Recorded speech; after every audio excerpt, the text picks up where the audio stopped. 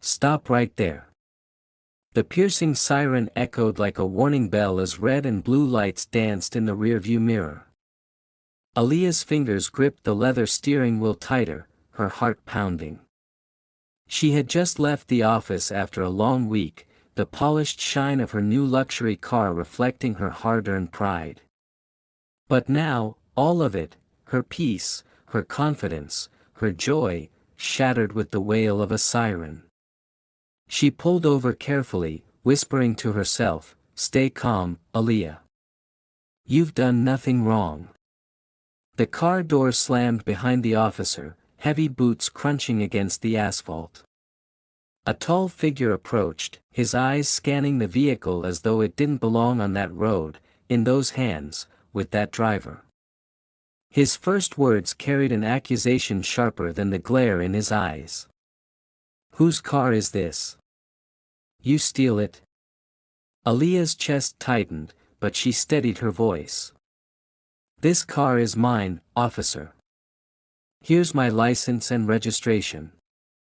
She passed the documents forward with trembling hands, but not out of guilt, only the raw fear of knowing how fragile her safety was in that moment. The man barely glanced at the paperwork. His lips curled into something between disbelief and disdain. "You expect me to believe this? Girls like you don't drive cars like this." The words sliced deeper than any shout. They weren't about the car. They were about her skin, her existence, her right to sit behind that wheel. Aaliyah's throat burned, but she refused to break. She repeated, "Everything matches. Please, just check." Instead of listening, he straightened, hand resting on his belt as if she were already a criminal.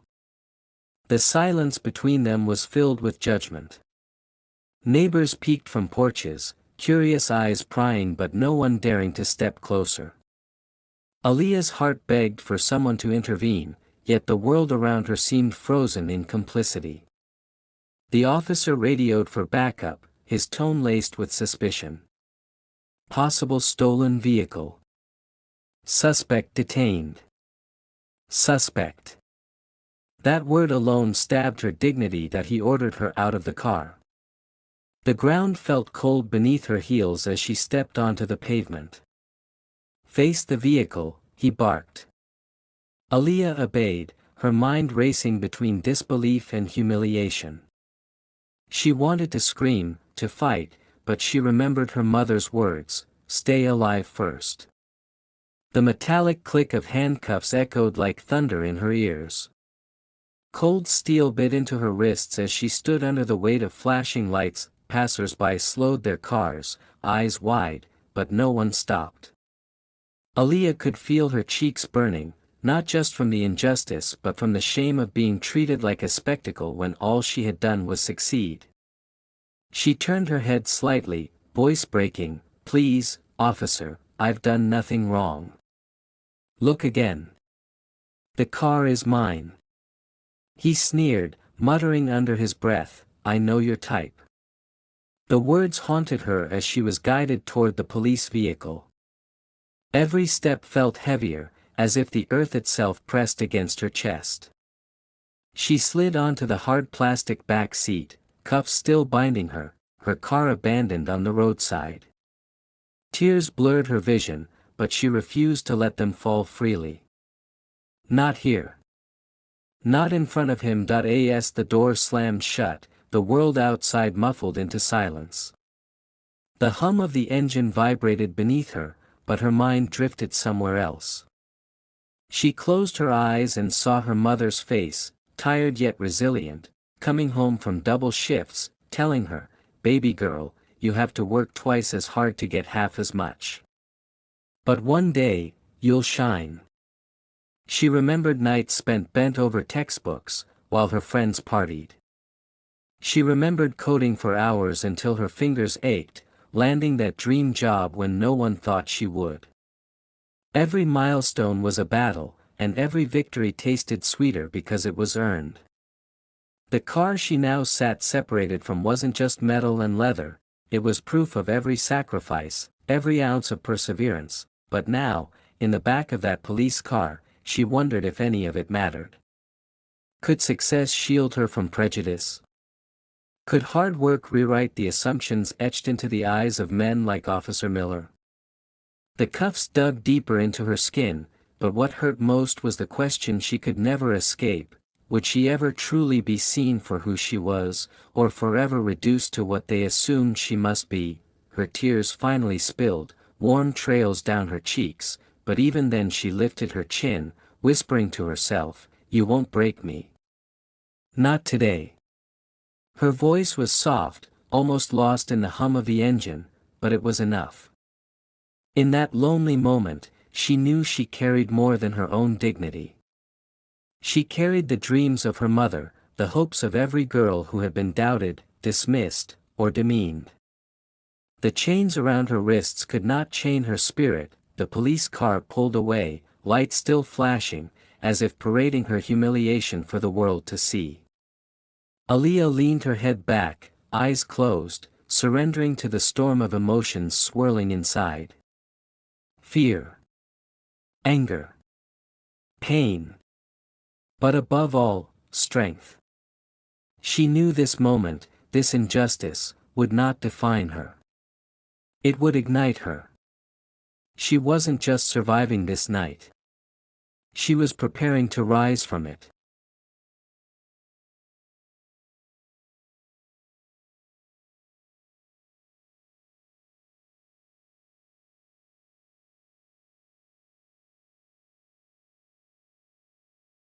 The courtroom smells of old wood and fear.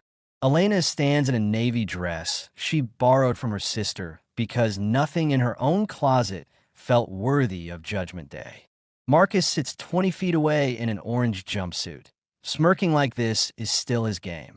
He has no idea the rules just changed. Tom walks in last. Everyone expects the betrayed husband to sit in the back row and glare. Instead, he takes the seat directly behind Elena, close enough that she can smell the same cedar and coffee scent he's worn since college. He doesn't touch her. He doesn't have to. His presence alone is a promise and a warning. "I'm here, but I'm watching." The prosecutor calls Marcus first. He spins the same lies with extra polish. Elena masterminded everything, seduced him, blackmailed him, cried crocodile tears. The jury looks at Elena like she's poison in heels.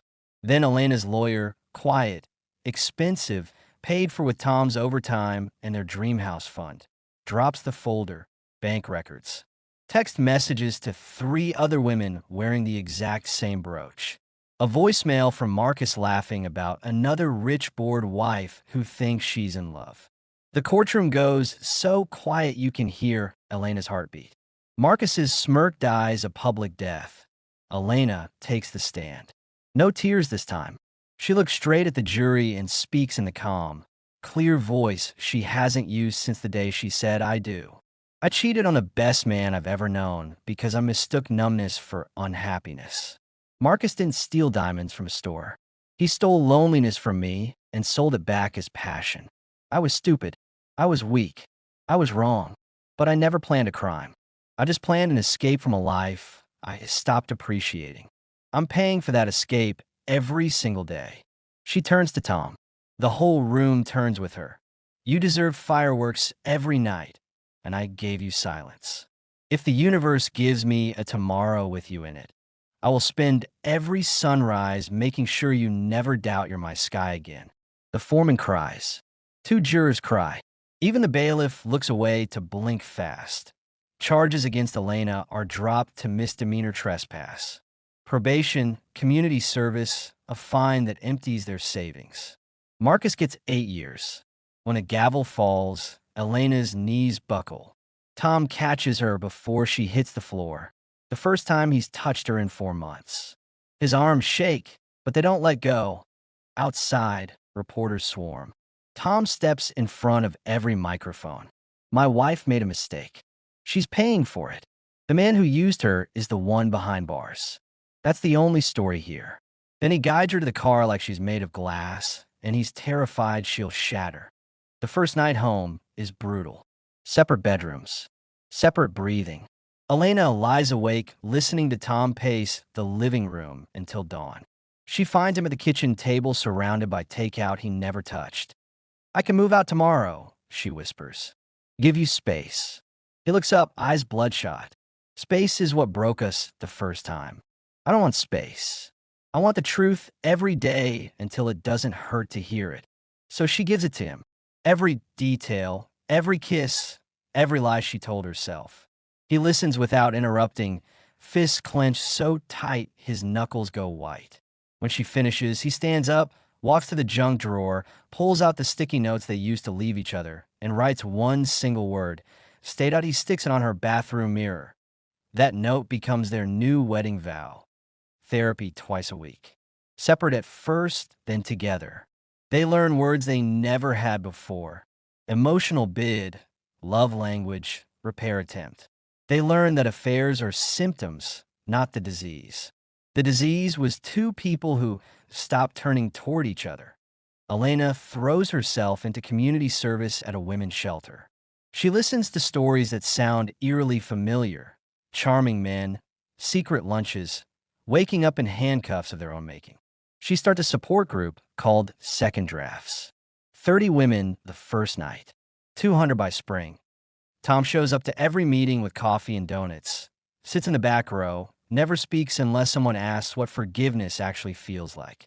He tells them it feels like choosing to stay when walking away would be easier. The room always goes quiet after that point 6 months in.